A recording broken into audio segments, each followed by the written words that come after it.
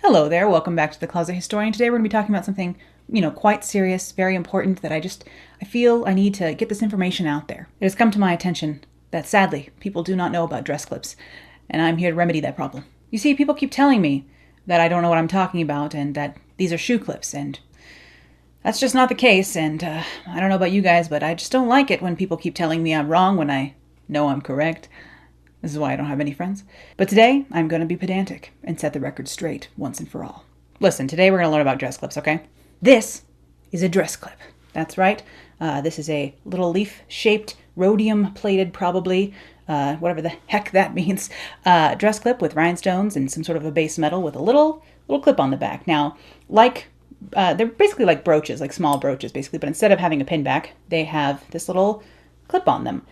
Usually they have little tines, little quite sharp tines on the back of them to hold them onto whatever you are wearing. You can pin these to a scarf, you can pin them to a bag, your dress, your blouse, your sweater, whatever you want to pin them, your hat often. You can pin them to whatever you would like, but they are considered dress clips because they're most often worn like I am wearing these ones here, like on a sweetheart neckline or on a neckline of a dress.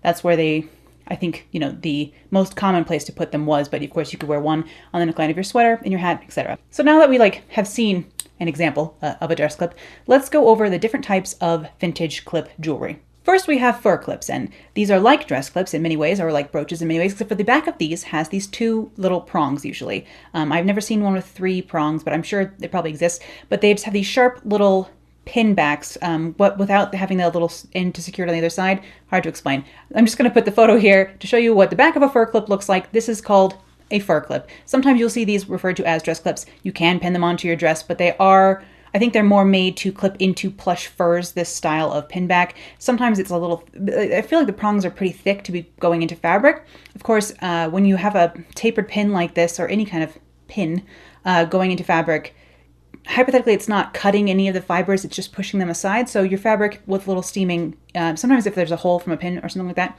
if you just steam it a little bit and kind of zhuzh it around, it should come back, the hole should go away in the fabric because you're not really piercing any threads or breaking any fibers apart. You just should be pushing them aside when you're putting a pin on, including something like this, like a fur clip. But they're called fur clips because they were made to clip into furs, as if your luxurious animal skins was not enough, you had to, pin some diamonds onto those as well, because how else were people supposed to know that not only could you afford a fur coat, but also diamonds? You wouldn't want to cover up your diamonds with your furs. You got to have diamonds, then fur, then more diamonds.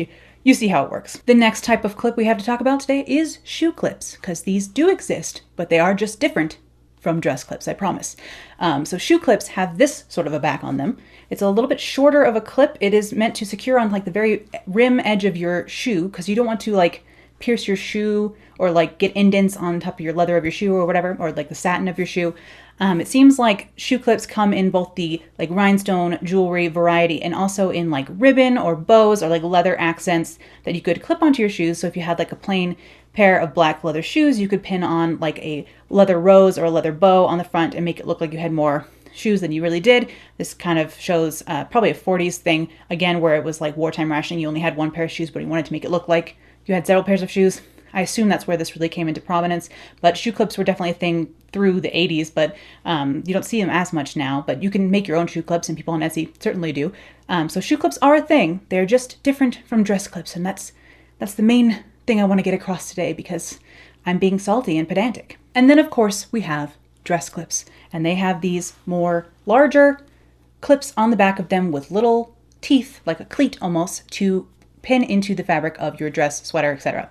I will show you some examples of dress clips here. Now, they had very fancy dress clips as well, made by people like Cartier and Boucheron and all the fancy jewelers of the time. Dress clips became, it seems like they were most popular during the 1930s and 40s, and then they sort of fell out of favor after that, trickling out of prominence, it seems, in the 1950s. So it seems to be mostly a 30s through the 50s phenomenon. And that, I think, is why a lot of people don't know about dress clips in general. It's just because they sort of, brooches lasted, even though they're old-fashioned now, people still know what they are, like a brooch or a pin, whereas something like a dress clip, no one wears them, and no one really knows about them either.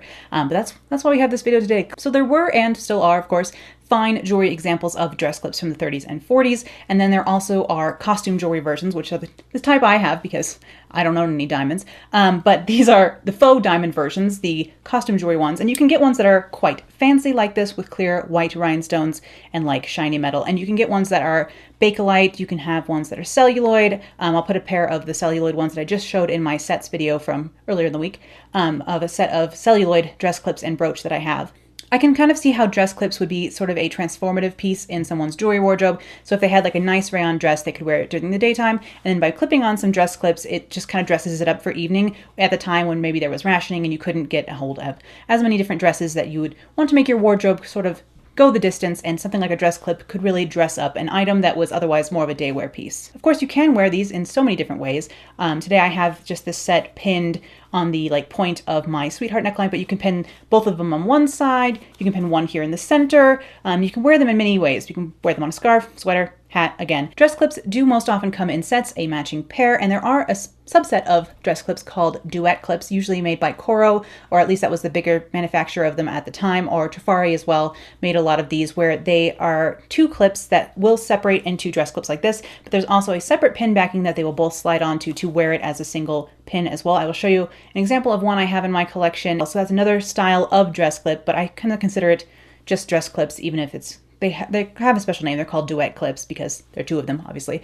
But that was a separate style of dress clip as well, a little bit fancier usually, on the fancier end of dress clips. But then, of course, there are just like single dress clips that were sold as one to be kind of a statement piece, to maybe put on an asymmetric neckline, or again on, anywhere really. You can clip these things anywhere. Again, the heyday for these was the 1930s and 40s, and so here are some examples of dress clips being worn by the starlets of old. So we have some pictures here of old Hollywood stars wearing dress clips in publicity photos or like glamour shots usually, or maybe a couple of candids if I can find some. And then you can even see dress clips featured in some pattern illustrations from sewing patterns, like vintage sewing patterns. Sometimes you will see on the front of a pattern, the illustration of a dress, they'll have dress clips even drawn on the pattern, so you can see that this was something that was recognized and known as an accessory possible to have in your wardrobe during the 30s and 40s. Here are just some examples of glamorous people wearing dress clips that inspire me on how to wear my dress clips as well.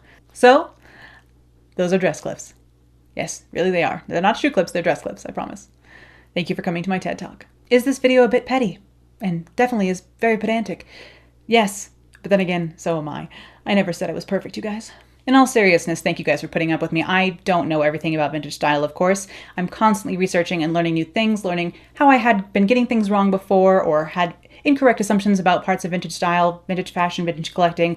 So I'm constantly learning myself, and I do get things wrong all the time. Probably at least a few things in this video, but I just wanted to clear that up, that vintage dress clips are a thing. They're actually a really very fun area of collecting to get into. You can pick up some for pretty inexpensively on Etsy, which is how I get most of mine. And I just think that they're a really fun, unique item because no one really does know what they are anymore and has not usually seen them. So they're kind of a more unique vintage item to get into and bring into your collection. So thank you guys for putting up with me and for being patient with me through this video today. And I will see you all again real soon. Bye.